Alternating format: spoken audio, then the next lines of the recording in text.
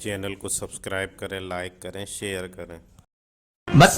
एक निवेदन सबसे करना चाहूंगा, जितने लोग आस्था चैनल पर सुन रहे हैं, जितने फेसबुक यूट्यूब पर सुन रहे हैं और जितने बैतुल की पावन धरा पर श्रवण कर रहे हैं, उनसे एक बात कहूंगा महाराज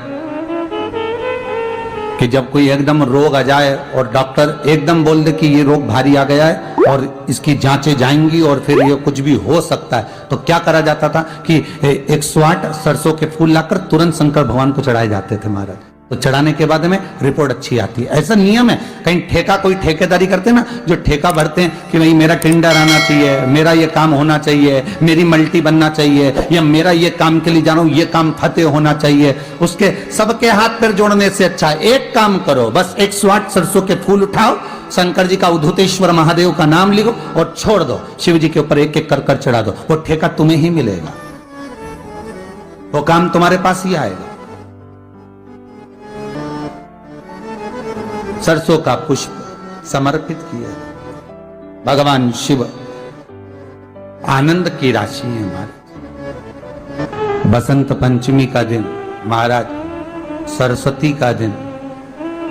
जिस दिन जो बच्चा पढ़ने में कमजोर होता है उसके हाथ से बसंत पंचमी के दिन सरसों के 31 फूल शंकर जी को चढ़ा दिए जाते हैं, तो बच्चा पढ़ने में अव्वल निकल जाता है। उसके बच्चे को कभी नहीं कह सकते कि पढ़ने बैठ, वो खुद बैठेगा। केवल आज बसंत पंचमी का दिन, एक ही दिन चढ़ता है, और बाकी के सरसों के फूल आपको मालूम है कि रोग मुक्ति के लिए तो होते ही हैं, ये तो आपको पहले भी वर्णन किया। जॉब अब छूट गई, 2 साल हो गए, 3 साल हो गए, सर्विस नहीं लग रही हो, बहुत प्रयास कर लिया हो, बहुत प्रयास, तो महाराज काली तिल्ली को पीसकर जल के पात्र में डालकर अपने घर के मटका परिंडा, पितरों का जो स्थान होता है, जलाशय होता है, उसके पास में एक पात्र में रख दीजिए। बेलपत्री या बट का पेड़ या पीपल का पेड़, इस वृक्ष के नीचे एक रात्रि तक रखे रहने के बाद में दूसरे दिन अपनी कामना कर, जिनका जॉब नहीं लग रहा, सर्विस नहीं लग रही, नौकरी नहीं लग रही, या कहीं उलझने उत्पन्न हो रही है, उस व्यक्ति को हाथ में ले जाकर उस पात्र का जल, 3 वृक्ष पितरों के तुल्य हैं, कल की कथा में कहा था, पहला बेलपत्री का, दूसरा पीपल का, तीसरा बट का,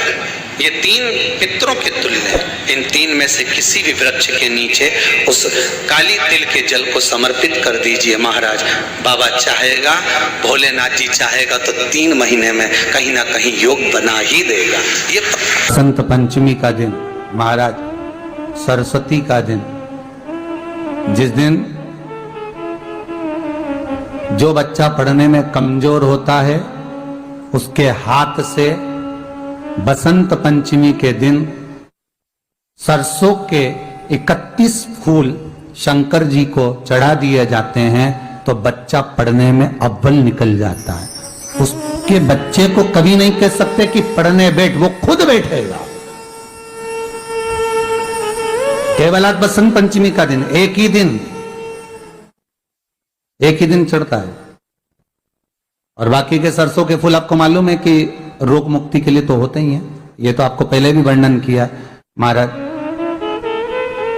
कि जब कोई एकदम रोग आ जाए और डॉक्टर एकदम बोल दे कि ये रोग भारी आ गया है और इसकी जांचें जाएंगी और फिर ये कुछ भी हो सकता है, तो क्या करा जाता था कि 108 सरसों के फूल लाकर तुरंत शंकर भगवान को चढ़ाए जाते थे महाराज। तो चढ़ाने के बाद में रिपोर्ट अच्छी आती है। ऐसा नियम है। कहीं ठेका कोई ठेकेदारी करते ना, जो ठेका भरते हैं कि भाई मेरा टेंडर आना चाहिए, मेरा ये काम होना चाहिए, मेरी मल्टी बनना चाहिए, या मेरा ये काम के लिए जा रहा हूं, ये काम फतेह होना चाहिए, उसके सबके हाथ पैर जोड़ने से अच्छा एक काम करो, बस 108 सरसों के फूल उठाओ, शंकर जी का उद्धतेश्वर महादेव का नाम लिखो और छोड़ दो, शिव जी के ऊपर एक एक कर चढ़ा दो, वो ठेका तुम्हें ही मिलेगा, वो काम तुम्हारे पास ही आएगा। बस केवल अवधूतेश्वर अर्थात ये जो क्रम है, ये वो क्रम तो 108 सरसों के फूल का आप कभी भी कर सकते हो, पर जो ये बच्चों के लिए किया जाता है वो केवल बसंत पंचमी के दिन ही होता है महाराज। आज ही के महाराज कोई दुकान आप डाल रहे हो, नया व्यापार चालू कर रहे हो और लग रहा है कि चलेगा कि ना चलेगा। पहले भी मैंने 2-4 दुकान डालकर देख ली, नहीं चली, अब नया डाल रहा हूं, कर्जा कर डाल रहा हूं, पैसे लाकर डाल रहा हूं, चलेगा नहीं चलेगा। तो उसके लिए सबसे पहला काम करो, कम से कम दुकान खोलने के 7 दिन पहले आम के पत्ते की बंदरवाल बांध दो। दुकान का मुहूर्त होने के 7 दिन पहले आम के पत्ते की बंदरवाल बांधो, और कहीं आम के पत्ते की भस्म मिल जाए, वही भस्म जो आम के पत्ते 21 उठाए सूखे वाले, अलग से तोड़ के मत सुखाना, जो पत्ते नीचे गिरे हों उसको उठाकर सुखाकर, सूखा हुआ जो पत्ता हो उसको जलाकर उसकी भस्म बनाकर उसमें थोड़ा सा चंदन मिलाकर, और उसी से सम्मुख में जहां 7 दिन पहले तुमने बंदरवाल बांधी है, दुकान खोलने वाले दिन उसी आम के पल्लव की भस्म जो शिव पर चढ़ी थी उसी में चंदन मिला हुआ वो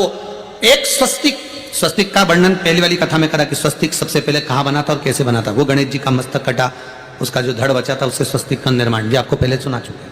जिनने नहीं सुना हो तो इससे पहले वाली कथा सुन लेना, उसमें बता दिया है। स्वस्तिक का निर्माण कर दो, फिर आप अंदर कोई पूजन करो ना करो, आपने कोई अनुष्ठान करा ना करा, यज्ञ पूजन करी ना करी, अगर आप प्रवेश भी कर गए, इतना आपके पास धन नहीं था और आप प्रवेश भी कर गए, तो भी घाटे में नहीं जाओगे, व्यापार उन्नति की ओर ही बढ़ेगा, व्यापार बढ़ेगा उसमें। अगर ज्यादा दुख है, संकट बहुत भारी है, इतना बड़ा संकट है कि वो निपट ही नहीं रहा, फिर 1 लोटा जल, उसमें थोड़ा सा चंदन का छींटा, एक सफेद पुष्प शिवजी पर चढ़ाकर, उस चंदन के जल को लाल चंदन मिल जाए तो ज्यादा अच्छा, शंकर भगवान पर धीरे धीरे अपने हृदय की कामना कर कर समर्पित करें, सुनेगा। कभी कभी अगर तुमको लगे कि मेरे जीवन में बहुत बीमारियों ने मुझे घेर रखा है, तो प्रयास करा करो कि बेलपत्र,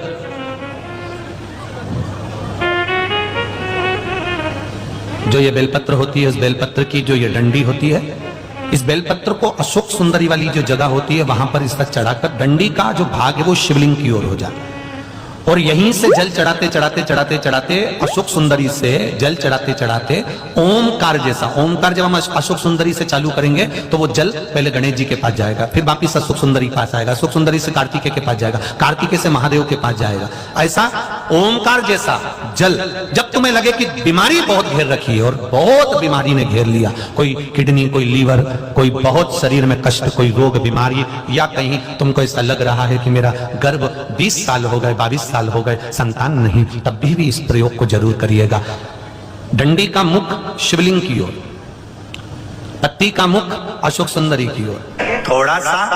काला तिल लेकर जाइए, शिव जी को जल चढ़ाकर जल झेल लीजिए, थोड़ी सी काली तिल चढ़ाकर उसको वापस उठाकर लेकर आ जाए। वो काली तिल का 2 दाना